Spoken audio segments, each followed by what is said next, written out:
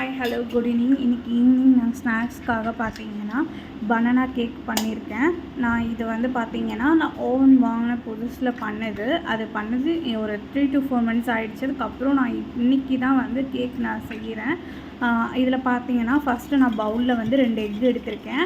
அதை வந்து நான் அடிச்சுட்டு அதில் வந்து வெனிலா எசன்ஸ் நான் ஆட் பண்ணியிருக்கேன்.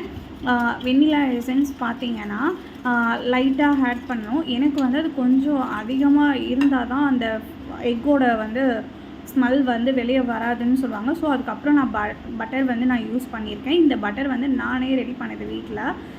நெய் வந்து பார்த்திங்கன்னா எங்கள் அப்பா பசு நெய் வாங்கி கொடுத்தாங்க. அதுலேருந்து தான் நான் ரெடி பண்ணது இந்த பட்டரு. அது ரெடி பண்ணி ஒரு 2 days ஆகிடுச்சு. ஸோ யூஸ் பண்ணலாம், பிரச்சனை இல்லை. நான் அது ஃப்ரிட்ஜில் தான் ஸ்டோர் பண்ணி வச்சுருந்தேன். 2 days கூட ஆகிருக்காது, ஒரு 1.5 நாள் அந்த மாதிரி தான் ஆகியிருக்கும். இப்போ நான் அதை நல்லா பைட் பண்ணுறேன். பைட் பண்ணதுக்கப்புறம் பார்த்திங்கன்னா சைட் பை சைடில் நான் மிக்ஸி பிளெண்டர் இருக்கு இல்லையா, அதில் மிக்ஸி ஜாரில் நான் இப்போது வந்து பனானாவை கட் பண்ணிகிட்ருக்கேன்.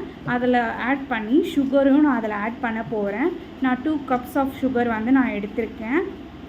அந்த சுகரும் அந்த நான் போட்டிருந்த பனானாவும் பார்த்திங்கன்னா மிக்ஸ் ஆகிடும். மிக்ஸ் ஆனதுக்கப்புறம் பார்த்திங்கன்னா அதுக்கடுத்தது பார்த்திங்கன்னா அது மிக்ஸ் ஆனதுக்கப்புறம் நான் திருப்பி வந்து பால் வந்து நான் காசி வச்சுருக்கேன். பாலை வந்து நான் ஆட் பண்ண போகிறேன். இது பசும் பால் தான். பால் ஆட் பண்ணி திருப்பியும் பிளெண்ட் பண்ணணும். திருப்பி 2 to 3 times நல்லா பிளெண்ட் பண்ணிவிட்டு அதுக்கடுத்தது பார்த்திங்கன்னா அதுலேயே வந்து பார்த்திங்கன்னா ஒரு கட்டி கூட அதில் இருக்கக்கூடாது. எல்லாமே வந்து ஒரே இதுவாக இருக்கணும். இதுவாக இருக்கணும். கேக் எப்படி நம்ம ரெடி பண்ணுவோமோ அந்த மாதிரி இருக்கணும். எந்த இடத்துல கட்டி முட்டல் அந்த மாதிரி இருக்கக்கூடாது. இப்போது நான் ஆல்ரெடி எக் அடித்து வச்சுருந்தேன் இல்லையா, அதுலேயே வந்து பார்த்திங்கன்னா ஆயில் வந்து நான் சன்ஃப்ளவர் ஆயில் எடுத்திருக்கேன். எந்த வாசனை உள்ள எண்ணெயும் எடுத்துக்கக்கூடாது அதில். ஸோ நான் சன்ஃப்ளவர் ஆயில் எடுத்திருக்கேன். அதில் நான் சன்ஃப்ளவர் ஆயில் அந்த 1 cup குட்டி கப்பில் எடுத்திருக்கேன். அதுக்கப்புறம் நான் மிக்ஸில் பிளெண்ட் பண்ணேன் இல்லையா, அந்த பிளெண்ட் பண்ணதையும் நான் இதில் எடுத்து மிக்ஸ் பண்ணிக்கிறேன். மிக்ஸ் பண்ணிவிட்டு நான் ஹாட்டின் பவுல் வந்து வச்சுருக்கேன். அந்த ஹாட்டின் பவுலில் வந்து பார்த்திங்கன்னா நான் பட்டர் ஷீட்டில் நெய் வந்து நான் தடவிருக்கேன். அந்த பட்டர் ஷீட்லேயே வந்து பார்த்திங்கன்னா டார்க் சாக்லேட் வந்து குட்டி குட்டியாக கட் பண்ணி நான் போட்டிருந்தேன்.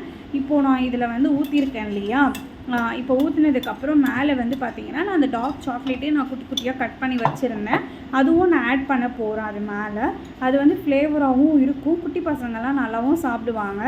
ஸோ அது வந்து அந்த ஹீட்னஸில் வந்து அது உடையும் போது பார்த்திங்கன்னா கலர்ஃபுல்லாகவும் நல்லாவும் க்ரன்ச்சியாகவும் இருக்கும். சாப்பிடும்போது ஒரு நீட் கண்டென்சிக்கு நல்லாவும் டேஸ்ட்டாகவும் இருக்கும்.